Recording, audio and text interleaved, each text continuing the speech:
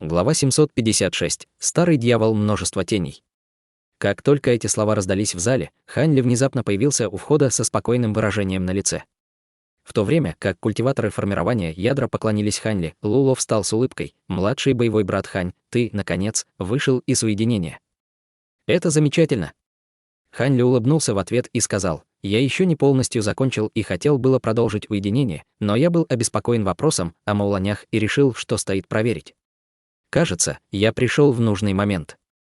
Хех. Кажется, младший боевой брат Хань уже слышал это от боевых племянников. Много людей хотели с тобой повидаться. Что говорить о других, когда 3 великих культиватора лично пригласили тебя принять участие в заседании высшего эшелона? Младший боевой брат Хань, ты должен принять в нем участие. Наша секта дрейфующего облака собрала большую часть своей силы, и я не хочу, чтобы наши ученики сект погибали понапрасну. Младший боевой брат Хань должен пойти и послушать план боевых действий, чтобы успокоить мое волнение. Сказав это, на его лице появилось торжественное выражение. Поскольку теперь я знаю об этом, то обязательно обращу на это внимание на завтрашнем собрании. Я давно хотел поговорить с 3 великими культиваторами и с нетерпением жду завтрашней встречи. Ответ Хань Ли удовлетворил Луло, а затем они болтали о том, что произошло за последние пару месяцев. Хань Ли нахмурился, услышав слова Луло. Воины-заклинатели начали атаковать пограничные крепости. Улыбка Луло исчезла, и он сказал серьезным тоном: «Верно. По правде говоря, это началось только последние 4 дня. Хотя в настоящий момент это не вызвало много смертей, это признак того, что маулане уже закончили подготовку». Хань Ли моргнул и медленно сказал: «Маулане так быстро подготовились. Насколько хорошо наши силы договорились. Наверняка, они, должно быть, достигли значительного прогресса». Лулу объяснил: «Наши обстоятельства сильно отличаются от мауланей. Хотя воинам-заклинателям удалось объединить часть своих племен, их племена не так разнообразны или многочисленны, как секты в небесном южном регионе. Сложно было объединить все секты из-за различия в технике, власти и богатстве, гораздо сложнее по сравнению с мауланями. Не говоря уже о том, что маулане почти 100 лет готовились к этому вторжению, нашей нынешней подготовки просто не хватает. Но, к счастью, 4 сверхдержавы полностью посвятили себя войне. Есть шанс выиграть эту войну». Хань Ли почесал нос и угрюмо сказал: «Судя по тому, что ты сказал, война может начаться в любой момент». Луло вдохнул и беспомощно проговорил: «Так и есть. С какой бы еще стати 3 великим культиваторам собираться вместе, чтобы на следующий день провести совещание культиваторов на средней стадии зарождающейся души? В конце концов, культиваторы средней стадии зарождающейся души находятся среди пиковых культиваторов небесного южного региона». Поскольку другие культиваторы в зале слушали разговор Хань Ли и Луло, их выражения бессознательно стали торжественными. Однако Хань Ли вскоре стал спрашивать о недавних планах секты дрейфующего облака. Ученики секты пустились в бурные обсуждения этого, каждый из которых информировал его о нескольких сформированных отрядах и как они подготавливали свою боевую группу. Хань Ли просто молча кивнул, это были вполне ожидаемые приготовления. Войны не были чем-то, где сражаются в одиночку. Даже самый мощный враг не смог бы выдержать шквал нападений тысяч обученных культиваторов.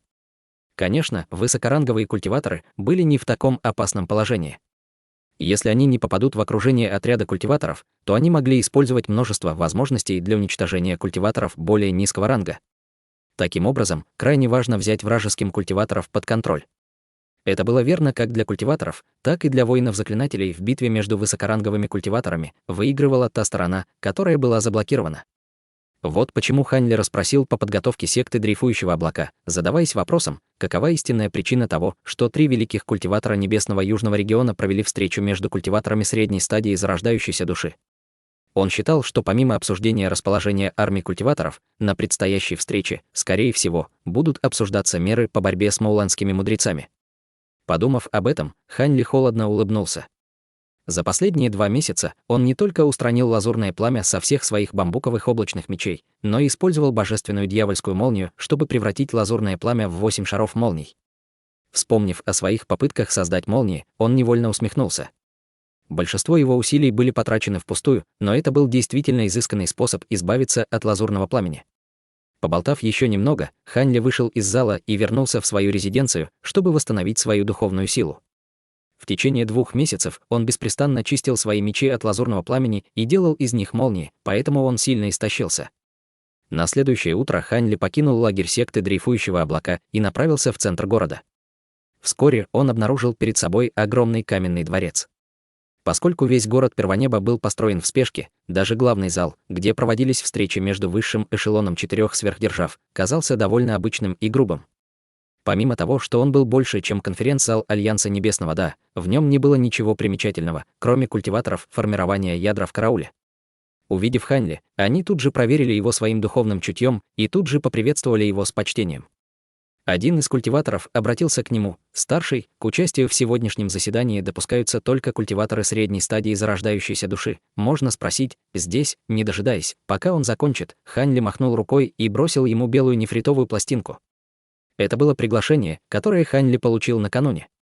Проверив его своих духовным чутьем, охранник проговорил извиняющимся тоном: «Значит, вы старейшина Хань. Простите меня за мои манеры. Пожалуйста, проходите». Он отошел в сторону и открыл дверь. Хань Ли улыбнулся и решил войти, когда вдруг его выражение внезапно изменилось. Его шаги замедлились, он повернул голову в сторону маленькой улицы. По ней шли мужчина и женщина. Мужчине на вид было всего лишь 20 лет, и на нем был роскошно расшитый халат.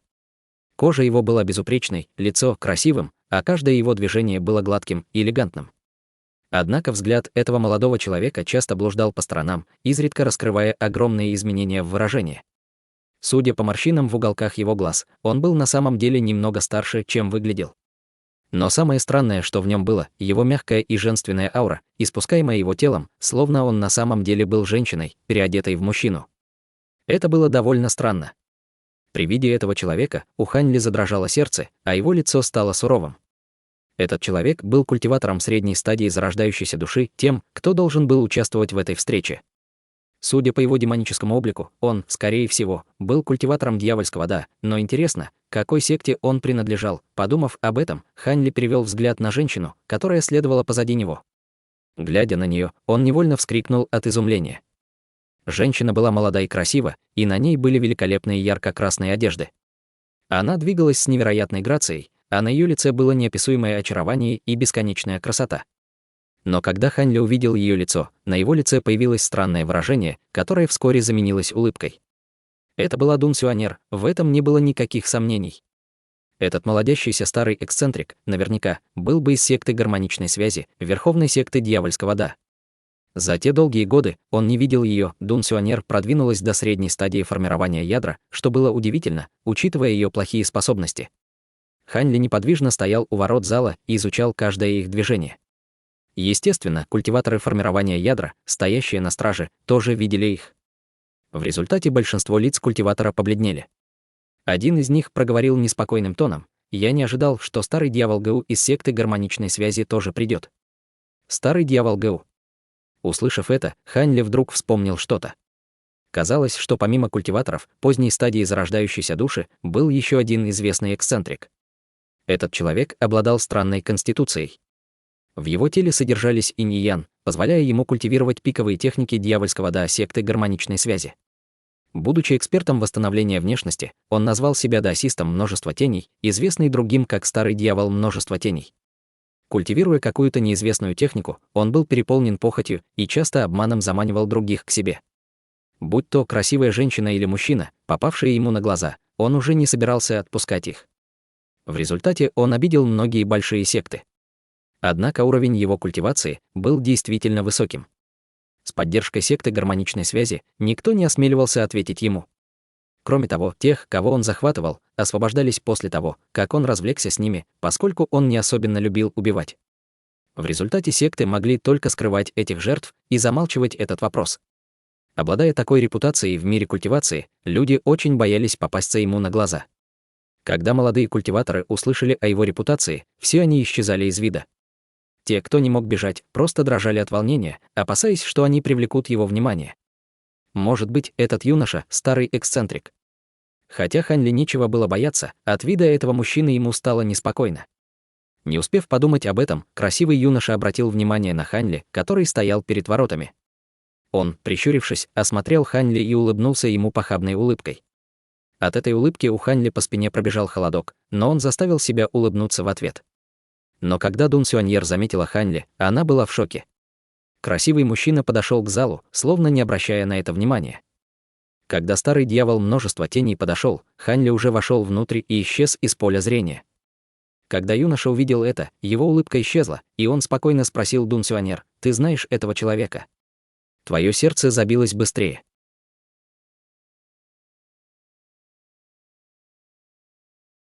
Глава 757. Встреча эксцентриков. Выражение лица Дун Сюаньер оставалось несколько озадаченным видом Хань Ли, но она спокойно ответила: «Этот человек – мой старый знакомый. Поскольку я не видел его много лет, его внезапное появление меня удивило». Старый знакомый. Тот культиватор на ранней стадии зарождающейся души, которого пригласили на эту встречу.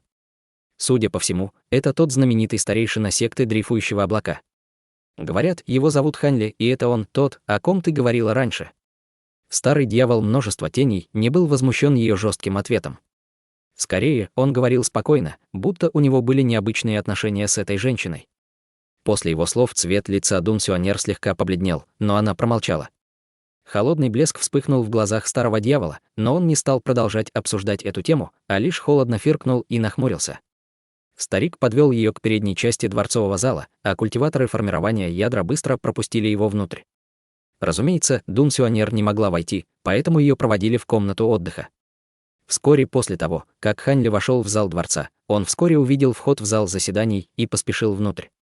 Комната для переговоров была устроена довольно просто. Помимо нескольких рядов огромных каменных столбов, в центре было большое пустое пространство с 17 изысканными деревянными стульями, расположенными на расстоянии нескольких метров друг от друга. Сейчас там находилось 8 культиваторов, что сидели на стульях в разных метах. Когда Хань Ли вошел, некоторые из них равнодушно взглянули на него, некоторые проигнорировали его, но были и те, кто просто медитировал в этот момент. Все они действовали независимо друг от друга. Тем не менее, был один человек, который любезно улыбнулся ему, когда он вошел. Он помахал ему рукой и сказал: «Господин даосист Хань, ты вышел из уединения. Можно ли предложить тебе сесть рядом со мной, если ты не сочтешь это за грубость?»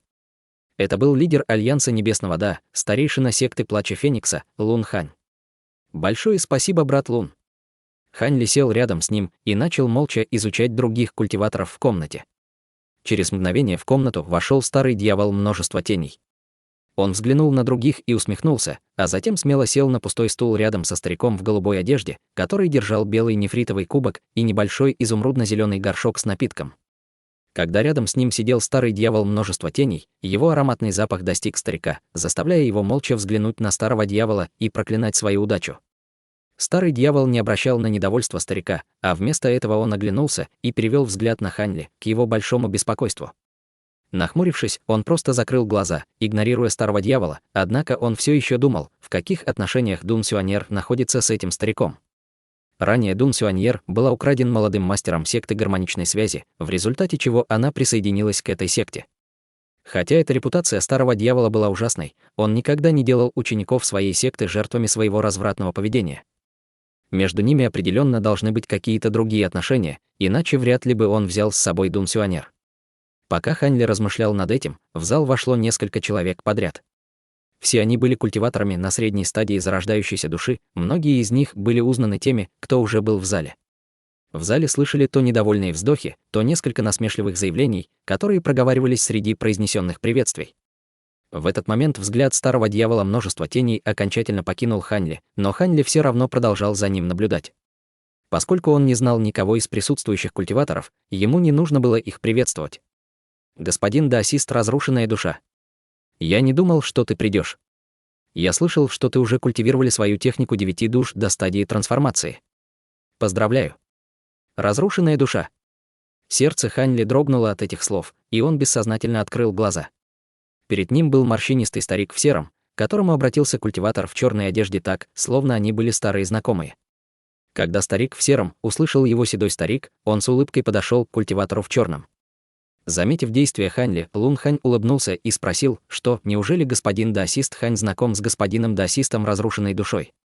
Вспоминая об убийстве учеников разрушенной души во время его недавней поездки в государство Юэ, Хань Ли спокойно ответил: «Нет. Я просто слышал, как о нем упоминал старший боевой брат Чен. Я слышал, что его способности довольно обширны». Улыбнувшись, Лун Хань сказал: «Хе-хе, неудивительно. Я помню, что старейшина Чен сражался с ним один раз и понес немалые потери. Естественно, что это оставило глубокое впечатление о нем. Но с нынешней репутацией даосиста Ханя нет необходимости бояться его. Тем не менее, среди культиваторов средней стадии зарождающейся души есть тот, кого лучше не беспокоить. Он может причинить головную боль даже 3 великим культиваторам. Хань Ли нахмурился и удивился еще больше. Есть кто-то, кто является головной болью даже для 3 великих культиваторов. Такой человек существует. Лун Хань подробно объяснил, конечно, есть. Этот человек сражался с даосистом Солнечным Обзором, одним из 3 великих культиваторов, и нанес ему тяжелые ранения. Он также известен как культиватор наравне с 3 великими культиваторами. Однако этот культиватор часто держится в стороне ото всех. Даже при вторжении Маулани трудно сказать, придет он или нет. Его появление было бы очень кстати. Хань Ли поджал губы и с любопытством спросил: культиватор, способный ранить культиватора поздней стадии зарождающейся души? Неудивительно, почему этот человек кажется таким исключительным. Не могли бы вы рассказать мне, кто он? С улыбкой на лице Лун Хань продолжил: наверняка, ты слышал его имя. Это эксцентрик Небесный Разрушитель. Хань Ли усмехнулся и сказал: эксцентрик Небесный Разрушитель. Это правда, я уже давно слышал о его великой репутации. Он вдруг вспомнил, что произошло, когда произошло нападение на область священного дерева. В то время шпионы праведного и дьявольского Да боялись убивать низкоранговых культиваторов, опасаясь, что один из них окажется потомком этого эксцентрика. Хань Ли моргнул и усмехнулся. Однако, стоит напомнить, что брат Лун и его жена также наравне с 3 великим культиватором. Лун Хань, услышав это, покачал головой и сказал: Фэн Бин и я обладаем некоторой силой и властью, но мы не сможем ему противостоять поодиночке. Конечно, когда мы вместе, совсем другое дело. Хань Ли улыбнулся и хотел было что-то сказать, но почувствовал на себе чей-то взгляд. Он был ледяным и наполненным злобными намерениями. Хань Ли стал бдительнее, а выражение на его лице застыло. Затем он повернул голову в направлении этого взгляда и увидел незнакомого старика в зеленом с длинной бородой. Когда старик увидел, что Хань Ли взглянул на него, он перевел свой взгляд, будто ничего не случилось. Однако это не заставило Хань Ли расслабиться. Вместо этого он долго смотрел на старика. Увидев, что случилось, Лун Хань спросил с улыбкой, что? Неужели даосист Хань не узнает этого человека? Чувствуя себя несколько озадаченным, Хань Ли ответил: брат Лун, похоже, подразумевает, что я должен знать, кто он. Этот человек — великий старейшина секты контроля над призраками, старейшина Дунмэнту. Он обладает наибольшей властью в секте. Хотя я раньше не разговаривал с этим человеком, я слышал, что его дружба с Гэу Шуаньпу была довольно крепкой. Хотя он ничего не мог сказать из-за неопровержимых доказательств того, что Гэу Шуаньпу был шпионом Мауланей, он наверняка будет обижен на тебя за то, что он его убил. Тебе стоит быть осторожным. Хань Ли почесал нос и усмехнулся, поблагодарив за предупреждение. Спустя четверть часа большая часть стульев в комнате была заполнена. В этот момент произошло нечто забавное. Почти все культиваторы дьявольского Да сидели в правой части комнаты, а большинство культиватора праведного Да сидели слева. В то время как Альянс Небесного Да и культиваторы Союза 9 наций сидели с обеих сторон. Среди этих культиваторов Хань Ли нашел знакомое лицо культиватора секты безграничных прусов, культиватора Куана. В настоящее время он сидит со стороны дьявольского Да. Когда он увидел, что Хань Ли посмотрел на него, он улыбнулся и кивнул ему. В этот момент Лун Хань рассказал Хань Ли о еще 2 культиваторах Небесного Да через передачу голоса. Один из них был женщиной обычного вида, а другой стариком с жалкой внешностью. Хань Ли взглянул на их двоих и попытался запомнить их.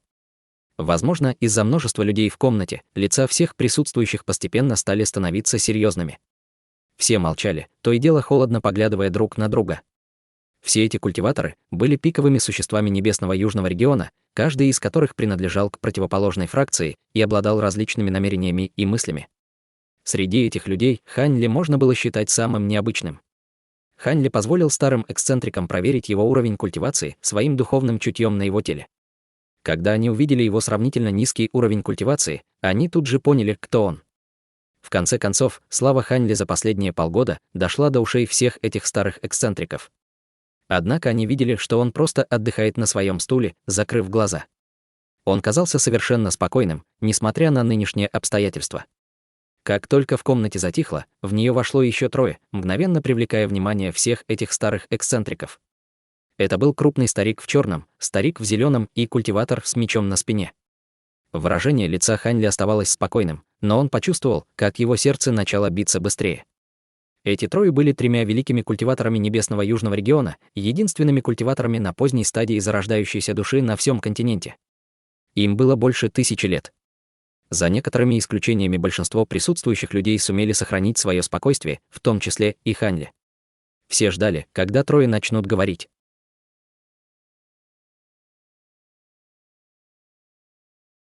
Глава 758. Судьбоносная ставка. Это трио медленно направилось к центру зала и встали бок о бок. Большой черноволосый мужчина с зловещим видом проговорил холодным тоном: «Вы все должны знать, кто мы, так что нет необходимости представляться. Эта встреча будет проходить под председательством нас троих. Есть возражения». Когда он закончил, его тело внезапно выпустило огромное духовное давление, охватившее всю комнату. Почувствовав эти мощные колебания духовной ци, остальные культиваторы изменились в лицах. Хань Ли был удивлен от удивительной силы этого человека. Судя по его ледяной демонической ауре, это был старый дьявольский конкорд. Его внешность совершенно отличалась от того, что он себе представлял. Фактически, он был больше похож на культиваторов из секты Духовного Призрака. Хань Ли не знал, что каждое последующее поколение секты гармоничной связи носило титул старого дьявольского конкорда. Хотя крупный мужчина в черном культивировал дьявольскую технику, которая не имела никакого отношения к секции гармоничной связи, у него не было выбора, кроме как принять этот титул. В тот момент другие пришли в ужас от этого крупного человека. Хотя они чувствовали себя немного неловко, никто не осмеливался бросить вызов авторитету трех великих культиваторов. На какое-то время во всей комнате воцарилась тишина, словно в молчаливом одобрении слов старого дьявольского конкорда. Крупный мужчина в черном сказал с холодным выражением на лице, большой черноволосый мужчина без выражений сказал: «Раз никаких возражений нет, то не будем тратить время понапрасну». Сегодня утром Маулане прислали посла, который официально объявил войну. Если мы не будем соблюдать их условия, через 7 дней нас ждет битва не на жизнь, а на смерть. В зале раздался шум. Объявил войну? 7 дней. Какие условия?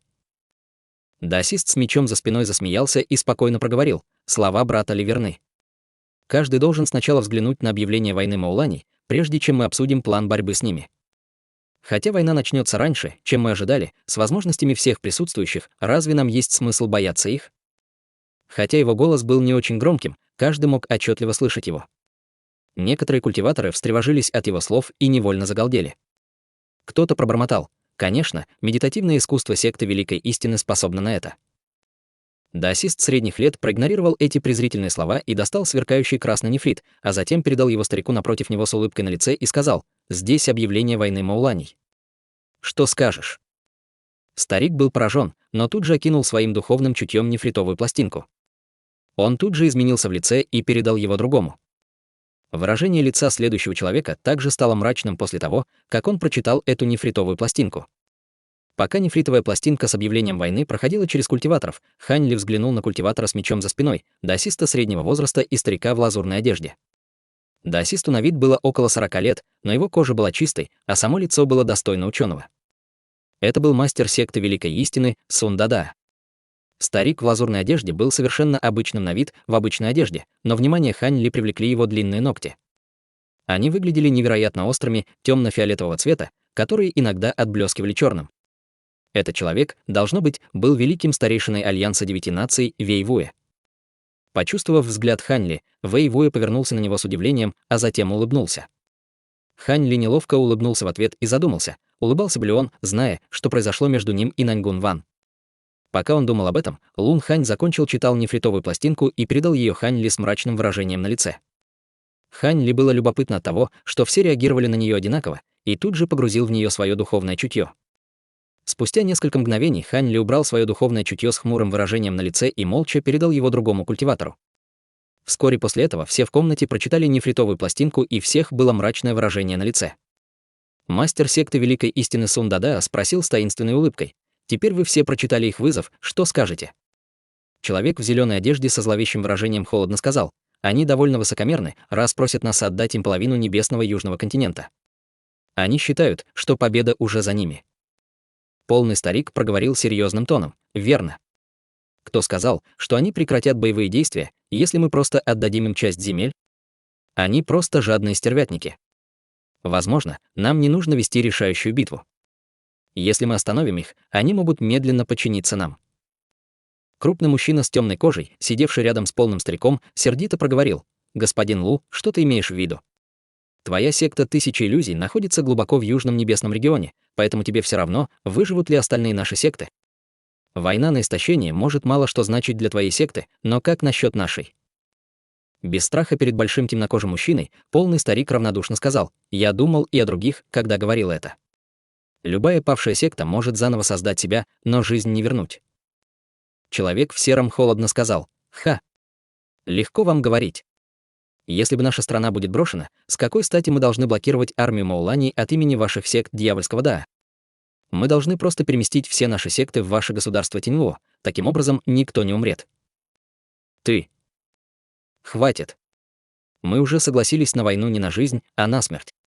Теперь мы должны обсудить, что дальше, как нам сражаться с армиями воинов-заклинателей Маулани, а не сражаться друг с другом», мрачно проговорил культиватор в черном, услышав их перепалку. Когда трое услышали старого дьявольского конкарда, все испугались и послушно замолчали. В мире культивации сила была самым весомым аргументом. Мастер Сун Дада торжественно добавил: «По правде говоря, вам нет необходимости обсуждать этот вопрос. Мы уже все решили. С нынешней силой Маулани и вмешательства со стороны посторонних война не на жизнь, а на смерть невозможна. Если мы не соберем большую часть силы небесного южного региона, мы не сможем защититься от нападения Мауланей. Если с ними столкнутся только силы одной страны, это приведет к немедленному поражению. Затем они продолжат сражаться с остальными. Мы должны победить Мауланей в этой битве. Мы не можем полагаться на случай». Тишину нарушили перешептывания культиваторов, но они быстро затихли. Вскоре Дунмэн Ту из секты контроля над призраками перевел взгляд и спросил: «Почему бы Мауланям сначала не показать, какие тузы у них в рукавах? Почему мы должны рисковать первыми, когда ставки так высоки? Что можно сказать о подготовке Мауланей?» Другой культиватор объяснил: «Мы хорошо знаем об этом. Долина Мауланей бедна на ресурсы, но то, чего им не хватает, например, месторождений духовных камней, легко можно компенсировать различными редкими материалами. Есть даже несколько редких материалов, которых у них больше, чем у нас». Оглянувшись задумчиво, Дунмэн Ту медленно проговорил: «Так и есть. Однако почему они настолько уверены в победе в этой битве? Помимо культиваторов поздней стадии зарождающейся души, к этой войне могут присоединиться и другие культиваторы. 10 сражений, все насмерть. Неужели они верят, что мы будем соблюдать эти условия?» Учитывая опыт и мудрость присутствующих в зале, все они знали, что Маулани затеяли эту рискованную битву, держа в запасе какую-то темную лошадку. При мысли об этом у них зарождалось беспокойство. Хань Ли тоже был озадачен этим. В военном задании было четко указано, что в предлагаемой битве обе стороны отправят свои силы и не будут использовать какие-либо грязные методы. Вместо этого культиваторы должны сражаться напрямую сразиться, используя только их редкие материалы и техники, и победитель может непосредственно захватить сумку проигравшего. Особенно подозрительным было то, что в вызове также говорилось, что 10 этих сражений должны быть проведены одновременно, и ни у кого не будет возможности бежать в случае поражения. Проигравший должен умереть на поле боя. По этой причине поединки будут проходить в запечатанном пространственном барьере. Этот барьер будет охраняться людьми с обеих сторон, не позволяя ни одной из сторон остановить битву. Однако, несмотря на любые трюки, которые могут иметь в запасе Маулани, это станет отличной возможностью для нас. Если мы сможем убить нескольких высокоранговых воинов-заклинателей, пока наши армии не сразятся, это принесет нам большую пользу. Я боюсь, что Маулани такого же мнения, что и ты. Неосторожное высказывание немедленно подвергнуто упреку. Старик Гуан из секты безграничных парусов проговорил с презрением: «Мы думаем не о том. Если Маулани хотят провести битву, нам не обязательно принимать их условия. Через 7 дней мы выложим наши собственные требования. В результате они не смогут ничего добиться в своих планах». Мастер Сун Дада вздохнул и беспомощно сказал: «К сожалению, хотя слова брата Куана разумны, мы должны участвовать в этой битве, и мы должны победить». Старик Куан нахмурился и недовольно проговорил: «Что? Что это значит, мастер Сун? Мы не можем позволить Мауланям водить нас за нос». Большинство других эксцентриков в зале кивнули в знак согласия с ним.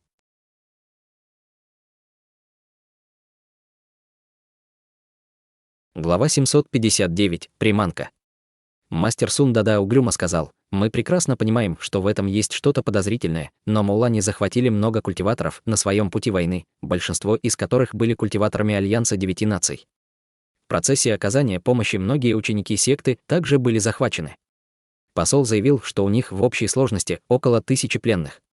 Старик Гуан тревожно спросил, что они собираются делать с пленниками, если мы не согласимся на их условия. Неужели маулани не боятся возмездия? Мастер Сун Дада быстро ответил. Посол не сказал, что именно они собираются с ними делать, но он сказал о возможности спасти этих культиваторов. Помимо материалов, которые были поставлены на каждое из 10 сражений, на кону каждой битвы будет стоять свобода сотен пленных культиваторов. Эксцентрики в зале с тревогой переглянулись между собой. Несколько тысяч культиваторов было не так уж много.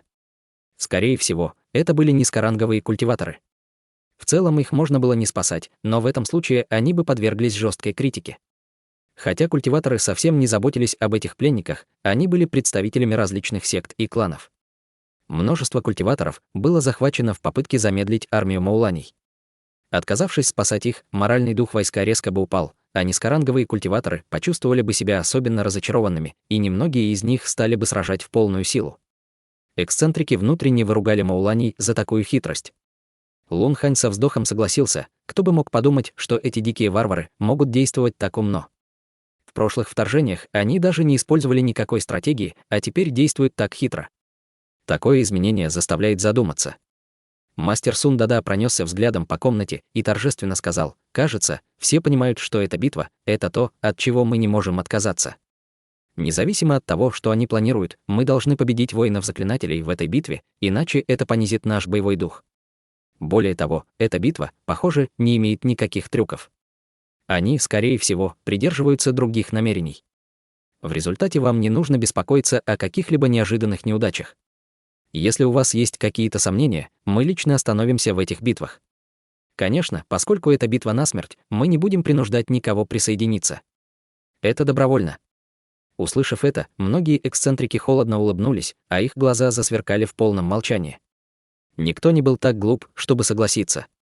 Даже если в этих битвах не было ничего подозрительного, никто не хотел сражаться насмерть. В конце концов, нужно было усиленно культивировать в течение нескольких сотен лет, чтобы достичь их нынешней стадии культивации. Они не собирались так легко подвергать себя опасности. Хань Ли тоже молчал. Хотя он не возражал против участия в войне, рисковать лишний раз он не хотел. В его последней битве в горах Желтого Дракона он почти погиб. Больше он не хотел проживать такой опыт. Выражение старого дьявольского конкорда стало угрюмым из-за всеобщей тишины, и он холодно фыркнул. От этого у всех присутствующих культиваторов пробежал холодок по спине, но никто не решался нарушить молчание. Мастер Сун Дада беспомощно покачал головой. Вэй Вуй прищурился, но не сказал ни слова. Мастер Сун Дада вдруг нарушил эту неловкую тишину и сказал: «До того, как мы прибыли сюда, мы немного обсудили эту тему. Поскольку эти сражения будут опасными, мы решили, что любая добыча, полученная в результате этих сражений, будет принадлежать исключительно победителю. Разве это не компенсирует эту опасность? Насколько мне известно, среди вас некоторым не хватает редких материалов. В нашей коллекции есть кое-что, чем мы готовы поделиться, чтобы убедить вас». Сказав это, его взгляд пронесся по всей комнате и внезапно остановился на Хань Ли. Сердце Хань Ли задрожало, и он почувствовал себя несколько озадаченным. Другие культиваторы в комнате чувствовали то же самое. Несмотря на то, что культиватор с мечом сделал заманчивое предложение к значительному соблазну присутствующих, никто не взял на себя инициативу вызваться на участие в поединках. Но в этот момент Вэй Вуй внезапно повернул голову к даосисту разрушенной душе и начал посылать ему передачу голоса. На лице разрушенной души внезапно появился восторг. Затем он начал тихо двигать губами, разговаривая с Вэй Вуй через передачу голоса.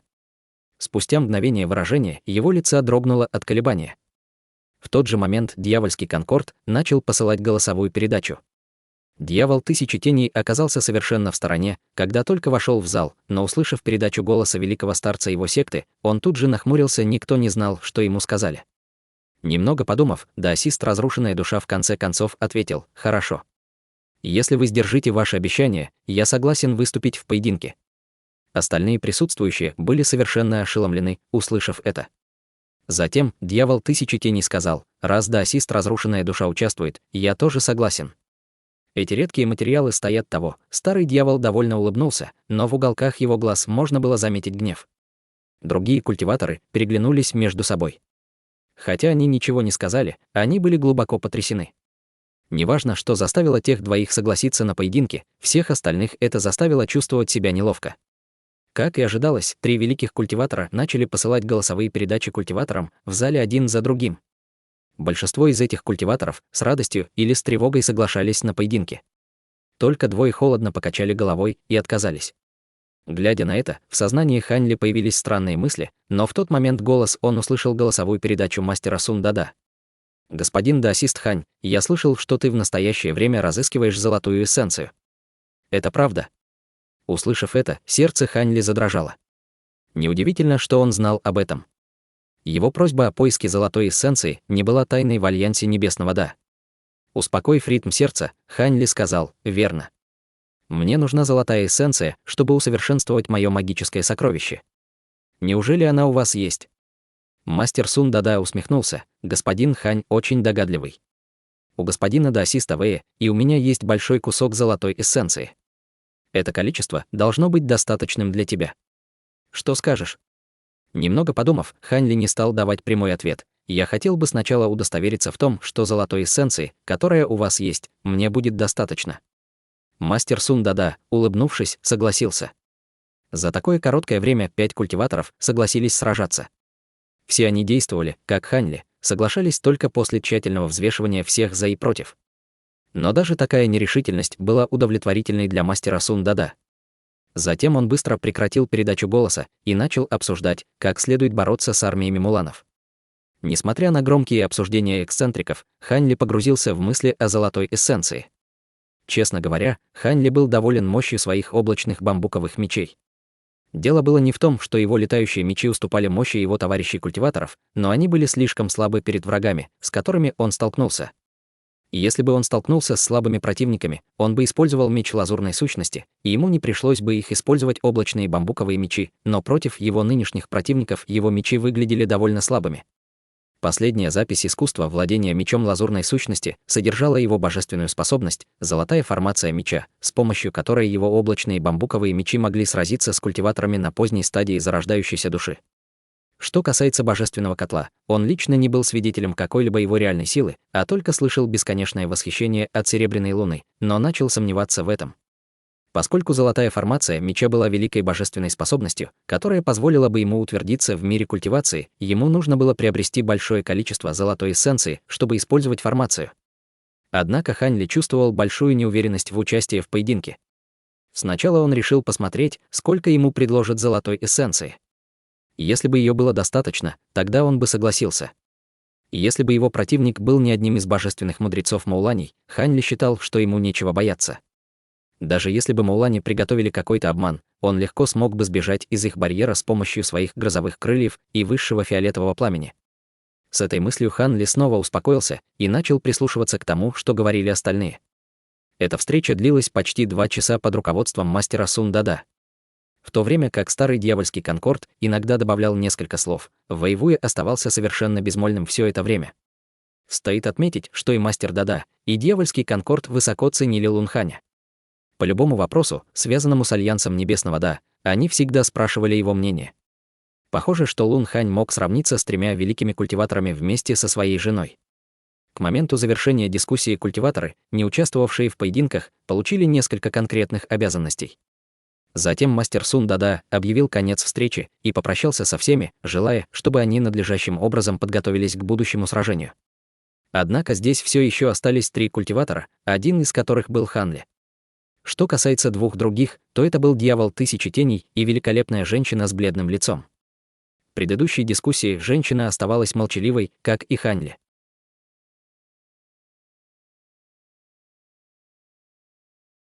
Глава 760. Ледяные шелкопряды и золотая эссенция. Когда большинство эксцентриков покинуло зал, старый дьявольский конкорд проговорил с равнодушным выражением на лице: «Младший боевой брат, следуй за мной. Мне нужно сказать тебе еще кое-что». Сказав это, он вышел из зала, не оборачиваясь назад. Дьявол Тысячи Теней окинул зал взглядом, молча последовали за ним. Казалось, он очень боялся крупного мужчины в черном. Мастер Сун Дада подождал, пока дьявольский конкорд и дьявол Тысячи Теней оставят его наедине с Хань Ли и бледной женщиной. «Господин Хань, госпожа Бай, давайте поговорим о наших делах. Не желаете сначала взглянуть на желаемые вами предметы, а затем принять решение о вашем участии в поединках? Я прекрасно понимаю ваши сомнения. В конце концов, это дело будет чрезвычайно опасным. Без надлежащей награды никто не станет рисковать. Однако, я надеюсь, что если вы сочтете эти предметы удовлетворительными, вы будете участвовать в поединках. Вэйвуэ просто стоял в стороне, держа руки за спиной. Он спокойно разглядывал их. Услышав слова Сун Дада, Хань Ли промолчал, но женщина с бледным лицом нахмурилась и сказала: «Я женщина, которая идет по своему собственному пути уединения. Меня не волнует, вторглись ли Моулани в небесный южный регион или наоборот. Если бы не ваше сообщение об этом предмете, я бы не вышла из уединения. Так что давайте не будем ходить вокруг да около. Если то, что у вас есть, не удовлетворит меня, я просто уйду». Мастер Сун не рассердился на ее холодные слова и вместо этого ответил теплым тоном: «Госпожа Бай, в этом нет необходимости. Хотя я ошибался в прошлом, по правде говоря, я делал то, что было лучше для вас». Выражение женщины стало мрачным, и она холодно фыркнула: «Это уже мне решать. Хватит болтовни, показывай». Услышав это, Хань Ли был потрясен, хотя внешне выглядел совершенно спокойно. У этой женщины по имени Бай, казалось, был какой-то спор, возможно, из-за прошлых отношений. Мастер Сун при виде возмущенного выражения женщины только беспомощно качать головой и вытащил из своей сумки для хранения белую нефритовую коробку. Она выглядела довольно обычной, словно из обычных материалов. Но как только он достал ее из сумки, во всем зале понизилась температура.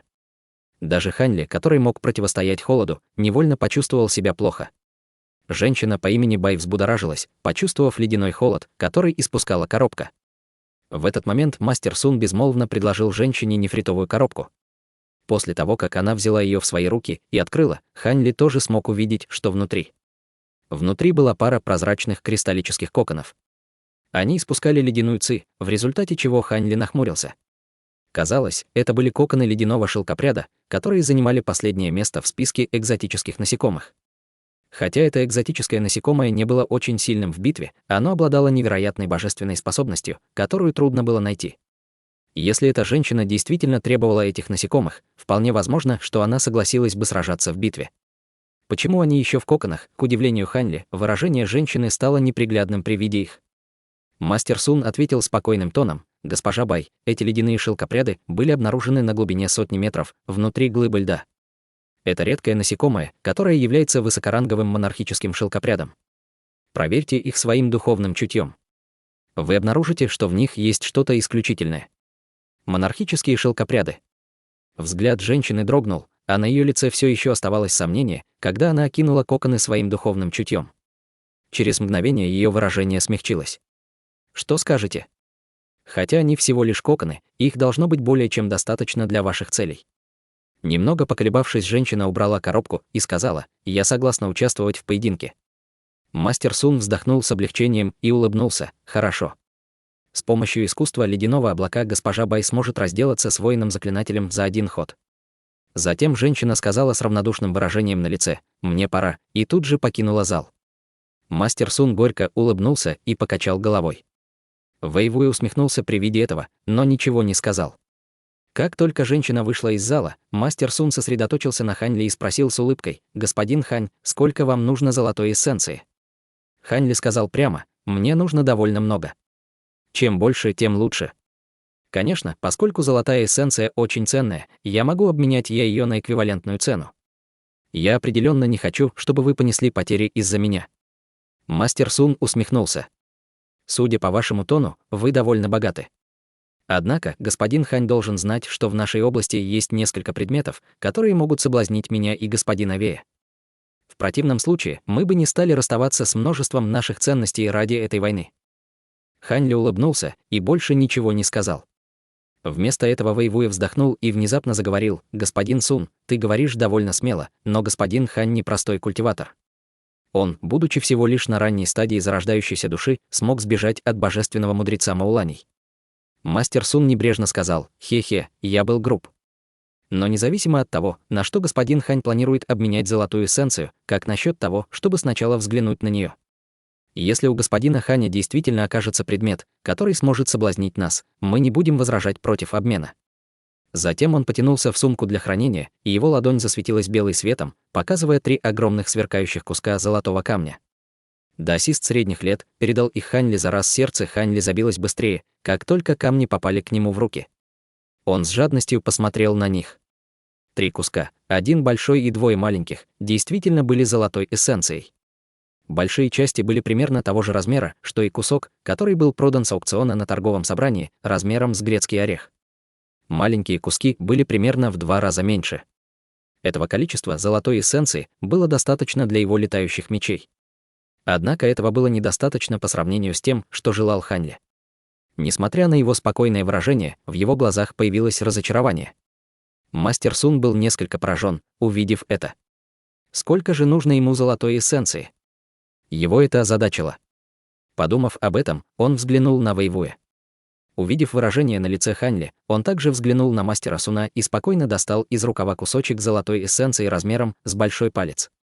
Когда Хань Ли увидел такой большой кусок золотой эссенции в руке Вэйвуя, он обрадовался. Хотя этого куска было недостаточно для всех 72 летающих мечей, этого должно было хватить, по крайней мере, для половины из них. С 36 летающими мечами, поддерживаемыми с помощью техники отражения мечей, этого было бы достаточно для создания золотой формации меча. С волнением в своем сердце Хань Ли поймал кусок золотой эссенции, которую Вэйвуя бросил ему. Глубоко вдохнув, Хань Ли сказал: «Хотя это вся ваша золотая эссенция, ее мне все еще не хватает, но этого будет достаточно, чтобы я смог участвовать в битве. Пожалуйста, взгляните на эти предметы». Убрав золотую эссенцию, он достал 2 разноцветных нефритовых коробки и передал Вэйвуя и мастеру Сун Дада по отдельности. Каждый взял по нефритовой коробке и равнодушно открыл их. Вэйвуя немного потряс коробку и только потом открыл ее. В одной из коробок было множество золотых чешуек красного цвета, в другой — черный панцирь черепахи. Оба культиваторов были удивлены при виде этого. Что это? Материалы из демонических животных. Хань Ли объяснил: верно. У господина Вэя чешуйки 8-рангового демонического ядовитого водяного дракона, а у господина Суна — панцирь 8-ранговой демонической черепахи. Хотя я не смею сказать, что эти предметы являются небесными сущностями, эти метаморфизованные материалы демонов редко встречаются в небесном южном регионе. Их должно быть более чем достаточно, чтобы обменять на золотую эссенцию. Хотя тон Хань Ли был спокойным, он звучал очень уверенно. Даже в области рассеянных звезд было сложно найти 8-ранговых демонических зверей. Хотя многие культиваторы отправлялись в область внешних звездных морей, очень немногих удавалось найти зверей подобного ранга, не говоря уже о том, чтобы убить одного. В небесном южном регионе все демонические звери 6-го ранга давно были истреблены. Ни один из них не смог подняться до 8-го ранга. Кроме нескольких областей, которые контролируют большие секты, во всех других областях не было никаких высокоранговых демонических зверей. Хотя мастер Сун быстро пришел в себя, Вэйвуя невольно вскрикнул от удивления: чешуйки демонического ядовитого водяного дракона 8-го ранга. Хань Ли был ошеломлен на мгновение, а потом вспомнил, что Вэйвуя культивировал ядовитое искусство культивации. Поскольку тело ядовитого водяного дракона было особенно смертельно опасно, эти чешуйки определенно были полезны для него. Пока Хань Ли не знал, что сказать, Вэйвуя поспешно протянул пальцы и достал одну из чешуек. Немного осмотрев их, он задумался над тем, что ему еще нужно.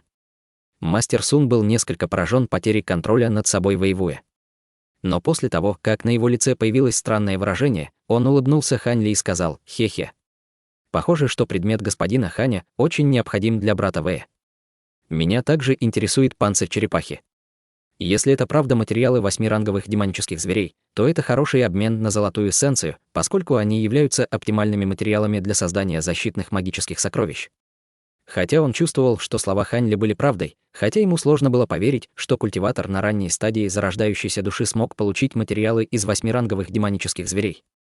Он, естественно, все равно должен был проверить, настоящий ли это панцирь черепахи.